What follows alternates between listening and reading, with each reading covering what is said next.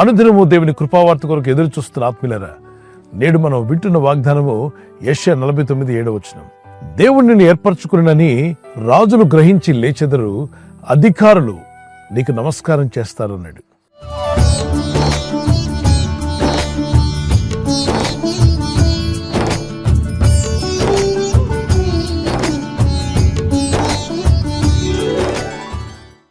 దేవుని యందు భయభక్తి కలిగి జీవించడం వల్ల అధికారులు మీకు నమస్కారం చేస్తారా అంటే ఏంటి అర్థం?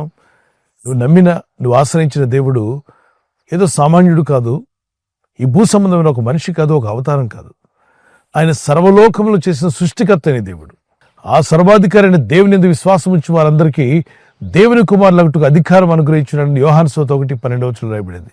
ఆ దేవుని యందు విశ్వాసం ఉంచినప్పుడు, ఆ యేసుక్రీస్తు నామమునందు విశ్వాసం ఉంచినప్పుడు మనలను ఆయన కుమారులుగా, కుమార్తెలుగా ప్రభు అయిన దేవుడు అధికారం అనుగ్రహించి ఆయన బిడ్డలుగా మనం చేర్చుకున్నాడు. కనుక నీవు ఆయన నామంలో పిలువబడినప్పుడు, ఆయనది విశ్వాసం ఉంచి ప్రార్థన చేస్తున్నప్పుడు నిన్ను చూసిన వారు తప్పక నీ దేవుడైన ప్రభువును బట్టి నేను గౌరవిస్తాట. మీ పై అధికారులు మీకు నమస్కారం చేసే రోజు రాబోతుందా అంటే అర్థం మిమ్మల్ని రెస్పెక్ట్ చేసే రోజు రాబోతుందా? మీ పై అధికారుల మధ్యలో దేవుడు మిమ్మల్ని ఘనపరచబోతున్నాడా? మిమ్మల్ని ఇబ్బంది పెట్టిన అధికారులే ఆశ్చర్యపోయే విధంగా దేవుడు మిమ్మల్ని ఆశీర్వదించబోతున్నాడా? ఎక్కడైతే మీరు అవమానపరచబడ్డారో, ఎక్కడైతే మీ జీవితంలో చాలా ఇబ్బందికరమైన పరిస్థితులు ఎదుర్కొన్నారో, ఆ అధికారుల మధ్యలోనే ప్రభు మిమ్మల్ని హెచ్చించే రోజు వచ్చునుగాక. పరిశుద్ధ లేఖనాలు మీరు గమనించండి. పిలువబడిన వారు అనేకులు, ఏర్పరచబడిన వారు కొందరే. ప్రపంచంలో ఉన్న వారు అందరికీ సువార్త ప్రకటించబడినా పిలువబడినప్పుడు పిలుపుకు లోబడిన వారు కొంతమంది దేవుని ఏర్పాట్లోకి వస్తారు. దేవుని ఏర్పాట్లోకి వచ్చిన వాళ్ళు కూడా అంతవరకు నమ్మకంగా ఉండకుండా తొలగిపోతుంటారు. అంతవరకు నమ్మకంగా ఉన్నప్పుడే మనం దేవునితో కూడా జీవించడం అవుతాం. నా ఇంట అపనమ్మకస్తుని ఉండనివ్వని అంటాడు దేవుడు. దేవుని ఇల్లు అంటే సంఘము, పరిచర్య, పరలోక పట్టణము, ఇవన్నీ దేవుని ఇల్లే. కనుక దేవుని ఇంట్లో నమ్మకమైన వారిని దేవుడు ఇంకా దీవిస్తాడు. మిక్కిలి చిన్న విషయాలు నమ్మకంగా ఉన్నవాడిని మిక్కిలి గొప్ప విషయాలు అధికారిగా చేస్తాట. 1969లో చంద్రమండలంలోకి తీసుకుని వెళ్ళడానికి పైలట్లు ఎవరా అని చెప్పి ఎంచుకున్నారు. They chose it. అలాగనే దేవుడైన ప్రభు పరలోకానికి ఎవరు వెళ్లాలో ఆయన చూస్ చేసుకుంటున్నాడు. ఆయన ఏర్పరచుకుంటాడు. ఆయన ఏర్పాట్లో మనం ఉండాలి. ఏర్పరచబడిన వారు సైతం మోసగించడానికి సాతానుడు ఎన్నో ఎత్తుగడలు వేస్తున్నాడు.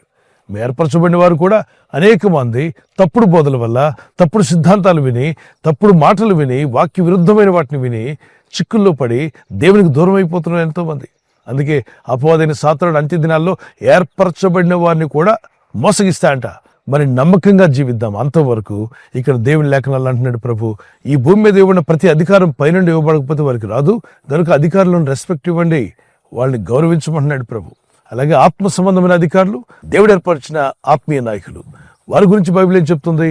మీ ఆత్మీయ నాయకులు చెప్పినటువంటి విధంగా నడుచుకోండి. వారు మీకు దేవుని మార్గాన్ని చూపిస్తారు. దేవుని యొక్క మార్గంలో ఏ విధంగా జీవించాలో నేర్పిస్తారు. అంతేకాకుండా అనుదినము దేవుని మాటలు మనకు అందజేస్తూ మనం దేవుని నుండి తొలగిపోకుండా, విశ్వాసం నుండి తప్పిపోకుండా క్రీస్తు వైపు చూస్తూ ముందు కొనసాగే విధంగా దేవుని మాటలు మనకు అందజేసేవారు ఆత్మీయ నాయకులు.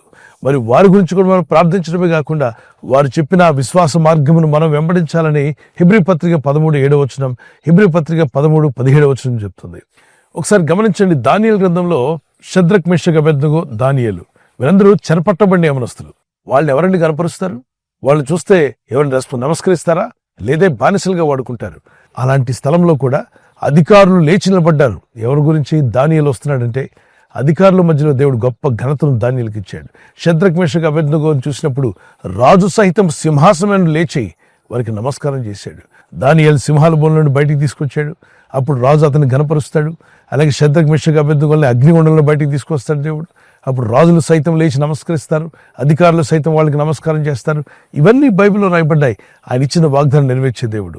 వచ్చిన కీర్తన పాడుకుందాం. అసాధ్యమైనది లేదు, నన్ను బలపరచువాడు నాతో ఉండగా. అసాధ్యమైనది లేదు, నన్ను బలపరచువాడు నాతో ఉండగా. ఊహించలేని ఆశ్చర్య క్రియల నా దేవుడు నన్ను నడిపించును. ఊహించలేని ఆశ్చర్య క్రియలతో నా దేవుడు నన్ను నడిపించును. సాధ్యమే అంటే సాధ్యమే, నా యేసు తోడయుండగా. సాధ్యమే అంటే సాధ్యమే, నా యేసు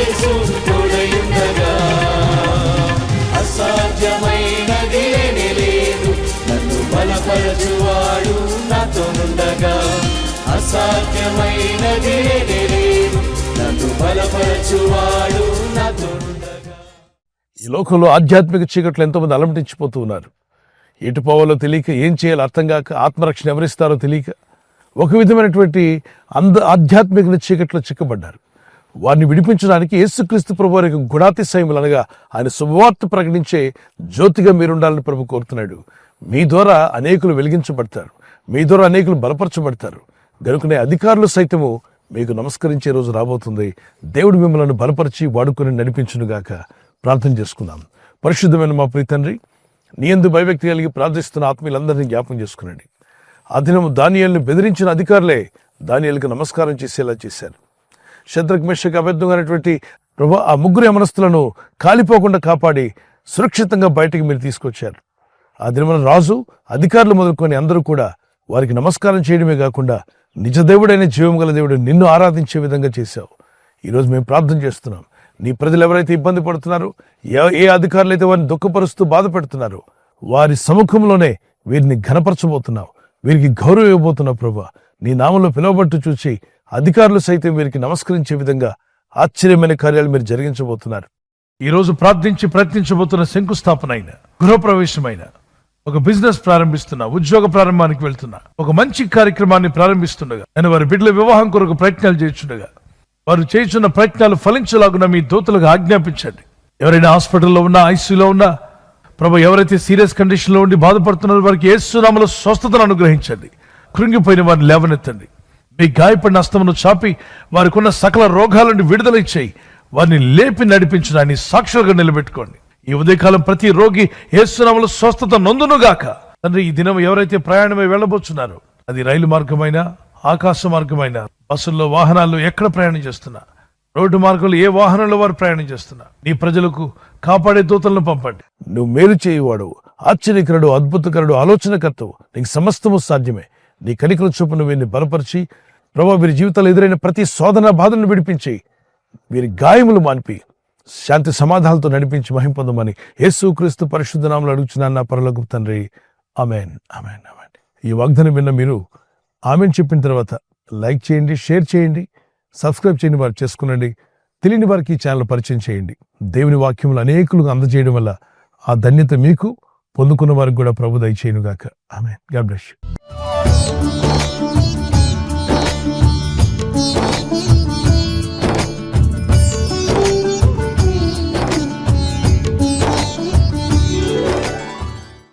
ఈరోజు వాగ్దానం బర్త్డే జరుపుకునే వారికి happy birthday to you, many more returns of the day.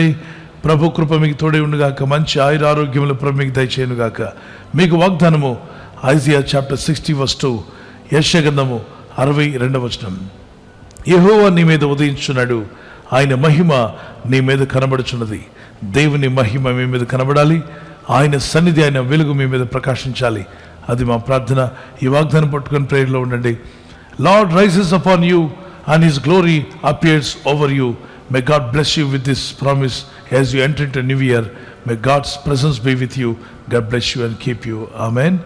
అలాగే వెడ్డింగ్ యానివర్సరీ జరుపుకున్న వారికి many more returns of the day. ప్రభు మిమ్మల్ని దీవించుగాక. భార్య భర్తల మధ్యలో ఐక్యత, ఏక మనసు, ప్రేమానురాగాలు ప్రభు దయచేయాలి మా ప్రార్థన. ప్రభు రాకడ ఆలస్యమైతే సిల్వర్ జూబ్లీ, గోల్డెన్ జూబ్లీ, అలాగే ప్లాటినం కూడా జరుపుకునే కృప దేవుడు మీకు ఇచ్చునుగాక.